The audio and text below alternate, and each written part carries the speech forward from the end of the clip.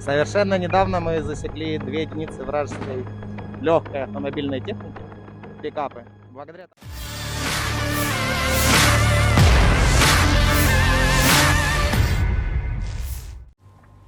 Konflik Rusia dan Ukraina berjalan hampir setahun. Kedua negara bertetangga ini terus berlomba-lomba dalam mengoperasikan peralatan militer pamungkasnya.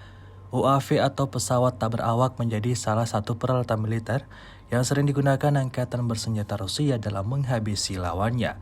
Baru-baru ini beredar sebuah rekaman di media sosial Telegram pada Rabu 1 Februari 2023. Dalam video tersebut merekam salah satu prajurit Rusia, operator UAV yang berbicara tentang kualifikasi drone Rusia.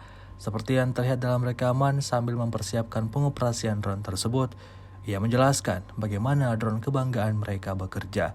Hingga pada akhir rekaman ditunjukkan rentetan ledakan yang terjadi dari rekaman yang ditangkap oleh drone tersebut.